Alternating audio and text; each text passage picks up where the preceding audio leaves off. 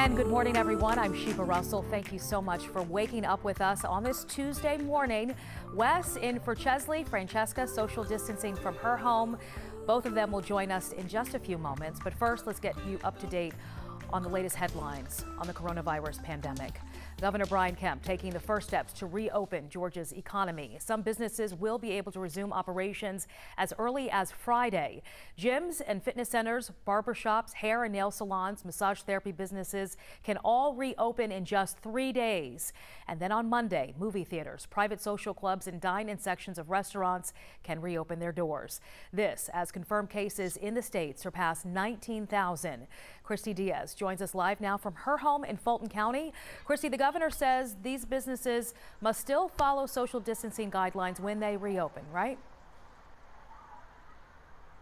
Very strict guidelines, in fact, continuing the social distancing, screening of the employees, things like taking the temperature, checking their own health, staggering extra shifts, and of course, extra sanitation. But he says it'll be up to the private sector to prove to the public that it's safe to re-enter their business. This is a delicate balancing act we're balancing right now. He's navigating between two potentially life and death options here. If he reopens too soon, cases could spike and everyone could face increased risk of infections. If he reopens too late, parents and children who are home and out of work go hungry. So here's how he explained it at his news conference yesterday.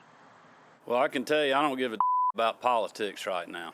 We're talking about somebody that has put their whole life into building a business, that are at home going broke, worried about whether they can feed their children. But look, I understand the healthcare ramifications as well. So yes, these things weigh on you.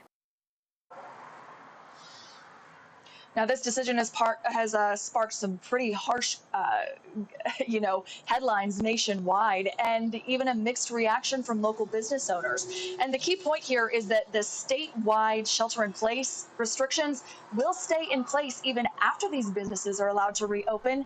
That stays in effect until April 30th. Shiva. All right, and the governor's orders not sitting well with a number of mayors. They say lifting the restrictions will only cause confusion. I hate the notion of mixed messages when public health experts are telling us different things than the concepts that underlie the governor's order here. Atlanta Mayor Keisha Lance Bottoms also speaking out, saying she's at, quote, a loss following the governor's decision. Doug Richards live outside the state capitol with that part of the story. Doug, the mayor says she's concerned about the impact this decision could have on the residents of the city of Atlanta.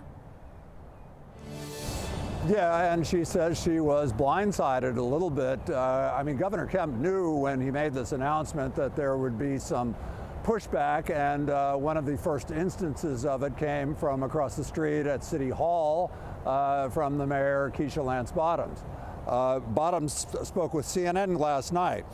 Under orders from the state and the city, businesses like hair salons and gyms had been ordered to close. Kemp's order would reopen some of those businesses as early as Friday. Kemp did so after reportedly talking with other Republican governors around the South. But Mayor Bottoms said he didn't talk to her. I have a great working relationship with our governor. But I did not speak with him before he made this announcement. I spoke with Mayor Hardy Davis, who is the mayor of Augusta, Georgia, the second largest city in the state. He did not speak with the governor. I've spoken with several leaders across the state. So we really are at a loss, and I am concerned as a mother and as the mayor of our capital city. If we're in a better position, it's because we have been aggressive in asking people to stay home. That's why we are in a better position. Our metro area has about 6 million people, more than half the population in the entire state, but we have less than half of the people who have tested positive. After Kemp's announcement, Mayor Bottoms announced the formation of a citywide task force which would oversee the process of reopening businesses within the city of Atlanta. But Mayor Bottoms emphasized in that announcement that it would be a very measured and very cautious approach, Sheila. All right, Doug, thank you. Again, the confirmed infections at more than 19,000 right now for Georgia. Now to a surprise move overnight. President Trump announcing on Twitter that he's suspending immigration into the U.S. to protect Americans from the virus. Tracy Potts has more on this developing story. Shutting down immigration. President Trump says he'll sign an executive order, officials say early this week, to temporarily suspend immigration into the United States to protect jobs and Americans from the coronavirus. Senator Kamala Harris accuses him of shamelessly politicizing the pandemic. Travel was already banned from China and Europe. The northern border with Canada is closed, and migrants from the southern border are regularly being deported. This unexpected shutdown comes as Congress tries to add $310 billion for more small business loans. Overnight, we learned the Senate may take action this afternoon. Colleagues, it's past time to get this done for the country. The House is scrambling to get lawmakers back to Washington to vote Thursday morning. New York's Alexandria Ocasio-Cortez says she'll vote no because it's not enough money. I am not here for a $5 bill. I'm not. And I will not insult my community with one.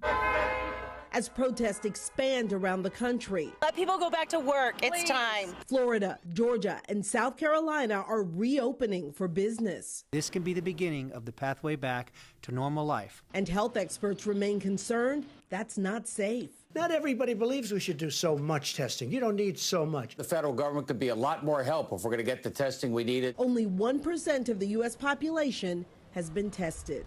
New York Governor Andrew Cuomo is expected at the White House today for a face-to-face meeting with President Trump about how they're handling the massive number of cases in New York.